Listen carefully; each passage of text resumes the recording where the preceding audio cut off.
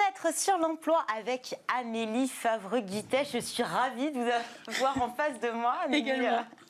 Alors Amélie, aujourd'hui, le réseau, c'est important.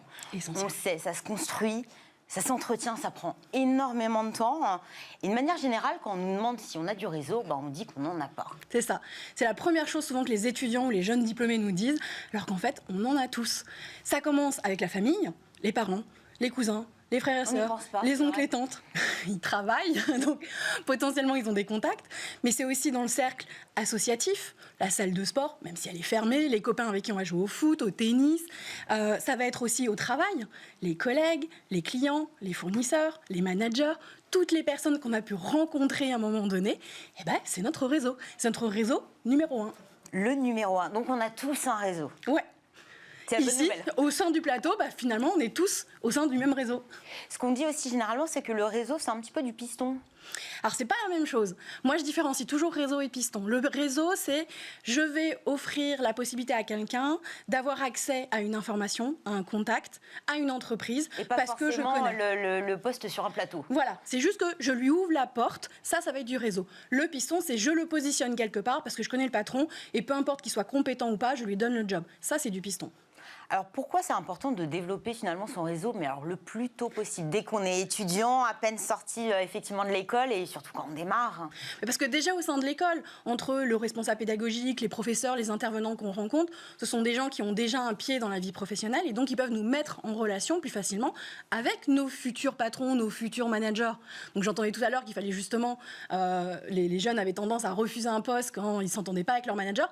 Là, grâce au réseau, ils peuvent déjà commencer à échanger avec les entreprises, obtenir des informations et se dire tiens, c'est une entreprise, a priori il fait bon vivre, ils sont plutôt cool, j'ai envie d'aller plus loin avec eux et potentiellement j'ai envie de travailler avec eux.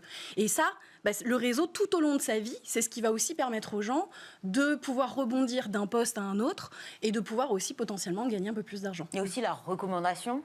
C'est essentiel, ça fait partie du réseau. Le fait de s'intéresser à une personne, d'aller vers elle, de lui poser des questions sur son métier, sur son secteur et de savoir... C'est pas forcément de manière intéressée d'ailleurs. Pas toujours, non. On est là aussi pour travailler son projet pro, être curieux et savoir ce qui se passe à gauche et à droite, se dire tiens, là il y a peut-être une opportunité. Si la personne peut me recommander à une autre personne dans son service ou dans son réseau, la personne qui va recevoir cette recommandation va l'écouter de manière beaucoup plus attentive. Il y a aussi cette théorie assez, qui est plutôt connue, celle des 6 degrés de séparation. La théorie de 1000 grammes. Elle peut nous aider. Alors moi, je ne connaissais pas le nom 1000 grammes. Voilà, moi je connaissais les 6 degrés de séparation. J'imagine que j'ai un lien avec... Vous parlez de Barack Obama.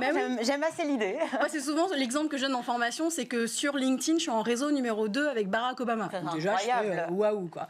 Ça veut dire quoi? Ça veut dire que dans mon réseau, j'ai une personne qui est en contact direct avec lui.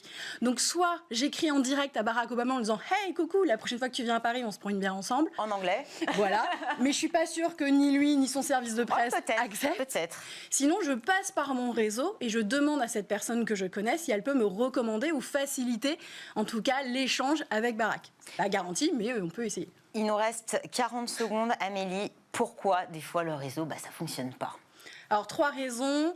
On ne sait pas s'y prendre, on est pressé et on oublie de faire un suivi. On ne sait pas s'y prendre, on a tendance à balancer un CV à n'importe qui. Ça, c'est pas du réseau, ça, c'est du spam. Quand je cherche un stage, une alternance ou un emploi, je ne vais pas balancer mon CV à n'importe qui. Je vais, pareil, réseauter avec les gens pour savoir s'il y a des opportunités. Et si la personne me le demande, je lui envoie un CV.